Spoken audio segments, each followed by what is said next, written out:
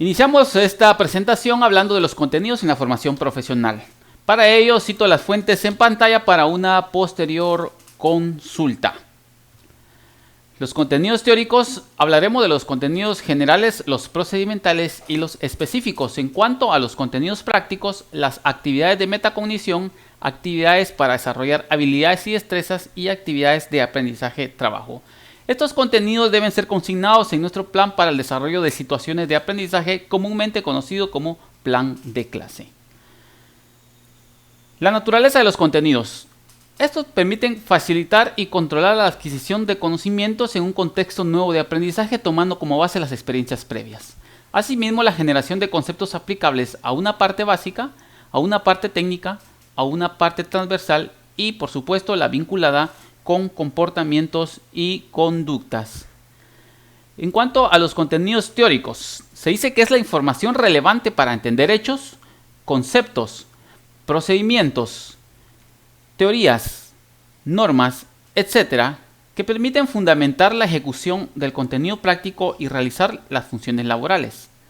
Para estructurar el contenido teórico es necesaria la investigación, selección, análisis y clasificación de hechos relevantes, que sean asimismo pertinentes y necesarios para desarrollar de forma secuencial y lógica a través de contenidos generales específicos, procedimientos y actitudes.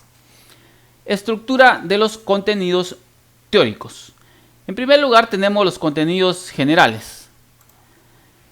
Estos permiten ubicar al participante en un contexto. Asimismo contienen información descriptiva y fundamental de hechos o datos que ayudan a entender los contenidos específicos. Ayudan al logro de objetivos relacionados con conceptos. La organización y la relación entre este tipo de contenidos es una etapa que se considera importante en la planificación de la unidad didáctica. Enmarcar cómo un contenido apoya a otro ayuda a jerarquizarlos e identificar sus relaciones. Se consideran contenidos generales los marcos conceptuales, culturales, históricos, filosóficos, leyes, principios, teorías y fundamentos. Asimismo tenemos los contenidos específicos. Se diferencian de los contenidos generales porque presentan información relevante, puntual, profunda y amplia del tema. Tienen estrecha relación con la actividad central que se presenta en el resultado de aprendizaje. Tenemos además contenidos procedimentales. Son acciones ordenadas y orientadas al logro de habilidades, por ejemplo, de comunicación, tecnológica o de organización, y destrezas, con las que el participante consigue dominar una estrategia, una técnica, un método o realizar una práctica. Se refiere al conjunto de acciones u operaciones que se realizan de la misma forma para obtener siempre el mismo resultado bajo las mismas circunstancias. Puede referirse a disciplinas, por ejemplo. Un procedimiento es la sucesión cronológica de operaciones relacionadas entre sí. Se constituyen en una unidad de función para realizar una actividad o una tarea específica en un ámbito predeterminado de aplicación.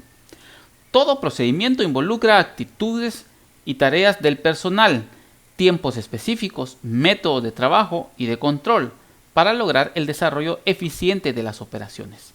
Los procedimientos pueden ser para realizar una prueba, una reparación, elaborar una receta, aplicar una técnica de ejecución, elaborar un instrumento, un proceso, entre otros. De la misma forma tenemos los que son conocidos como contenidos actitudinales, que son los temas afines con las capacidades sociales que el participante debe desarrollar entre sí mismo y con los demás del grupo.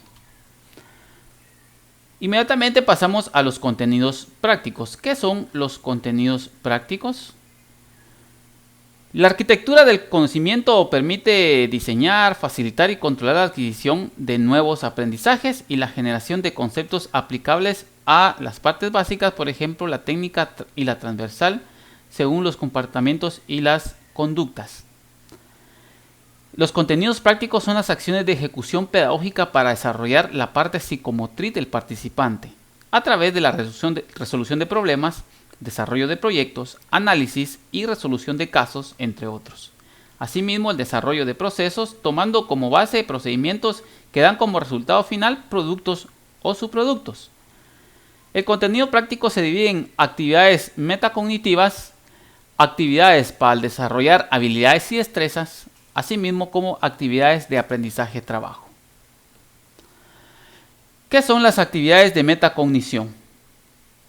Estas desarrollan la capacidad de autorregular el propio aprendizaje, es decir, planificar qué estrategias utilizar en cada situación, cómo aplicarlas, establecer las formas de controlar el proceso y de evaluarlo para detectar posibles fallas, y como consecuencia transferir todo ello a una actuación.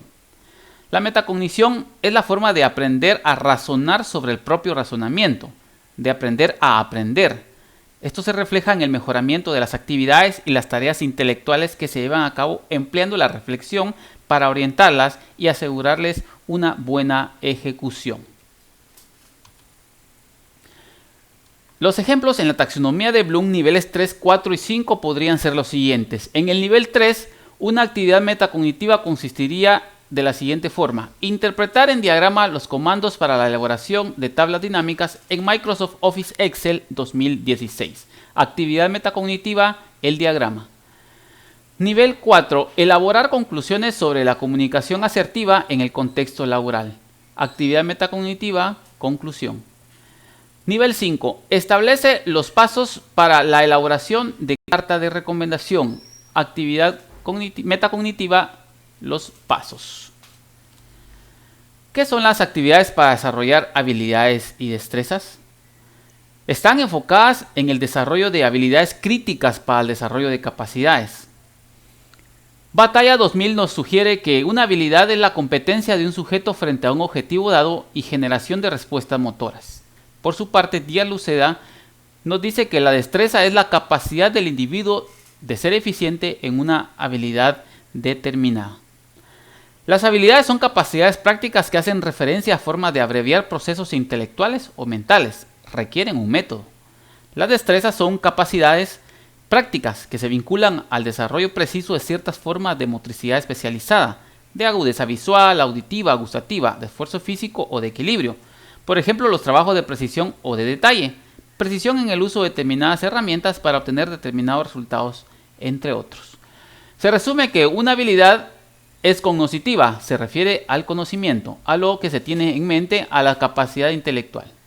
La destreza, por tu parte, es la capacidad intelectual más la demostración de esa capacidad, es decir, el conocer más el hacer.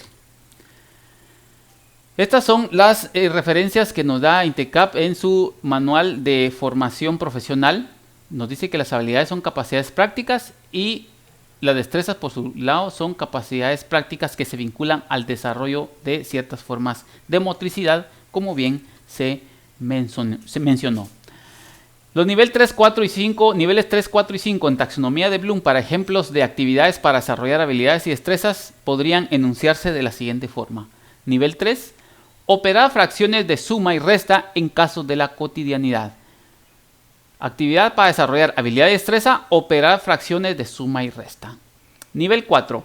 Comparar la cultura de servicio entre dos entidades bancarias de renombre. Actividad para desarrollar habilidad y destreza, comparar la cultura de servicio. Nivel 5. Seleccionar los documentos para la elaboración del dictamen final. Actividad para desarrollar habilidad y destreza, seleccionar los documentos. Actividades de aprendizaje-trabajo.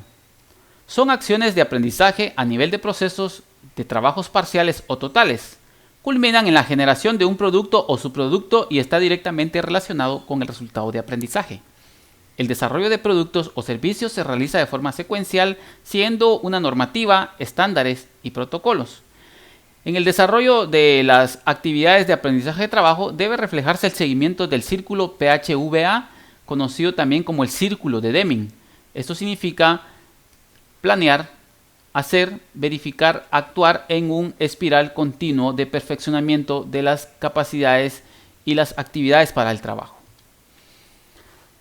La habilidad metacognitiva, actividad metacognitiva se centra en el resultado, por ejemplo, una hoja de trabajo, mapas, diagramas, resúmenes, entre otros. Se apoya en los instrumentos que ayudarán a la realización de las actividades para desarrollar habilidades y destrezas. Es decir, las actividades metacognitivas son una preparación para las actividades para desarrollar habilidades y destrezas. Por su parte, las actividades para desarrollar habilidades y destrezas se centran en la acción, el proceso y la adquisición de capacidades críticas para desarrollar las actividades de aprendizaje-trabajo. Es decir, las actividades para desarrollar habilidades y destrezas son preparación para desarrollar las actividades de aprendizaje-trabajo. El ciclo de acción completa. ¿Qué es el ciclo de acción completa? Es el ciclo que permitirá el desarrollo y la consecución de un proyecto, desde la información hasta la valoración del mismo. Número 1. Paso número 1 para el ciclo de acción completa en una actividad de aprendizaje-trabajo. Informar. Rol del facilitador: plantea el proyecto y proporciona lineamientos.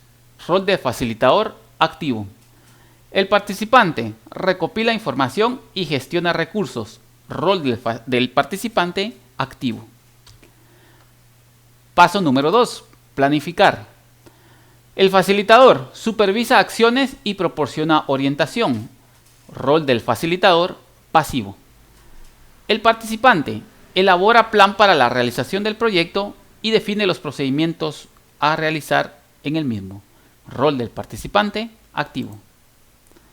Paso número 3. Decidir. El facilitador supervisa acciones y proporciona orientación cuando así se le requiere.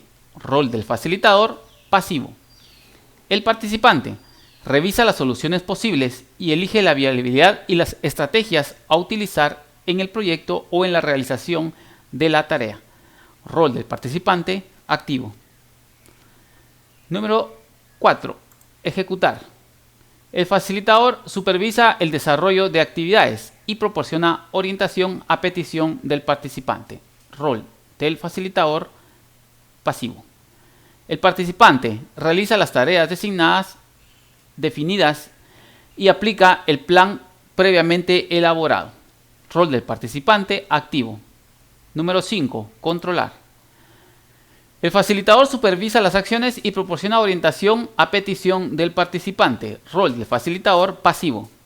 El participante evalúa y coevalúa el desarrollo del proyecto. Entra a una fase de autocontrol para diagnosticar y verificar fallas y posibles enmendaduras en el desarrollo del proyecto o de la actividad de trabajo. Rol del participante activo. 6. Valorar. El facilitador anima la discusión de los resultados obtenidos, formula preguntas y cuestiona sobre posibles inconvenientes en la realización del proyecto, aciertos y desaciertos. Rol del facilitador activo. El participante emite juicios de valor según criterio obtenido en la realización del trabajo con previo conocimiento. Además, detecta aciertos y fallos del proyecto, comparte y consensúa soluciones para un mejoramiento del proyecto. Rol del participante activo. Mencken, periodista, editor, crítico social estadounidense conocido como el sabio de Baltimore, dijo: el mejor maestro no es el que más sabe, sino que es capaz de reducir su conocimiento y experiencia a la simpleza de lo obvio y lo maravilloso. Esto ha sido la presentación sobre los contenidos a consignar en nuestro plan para el desarrollo de situaciones de aprendizaje.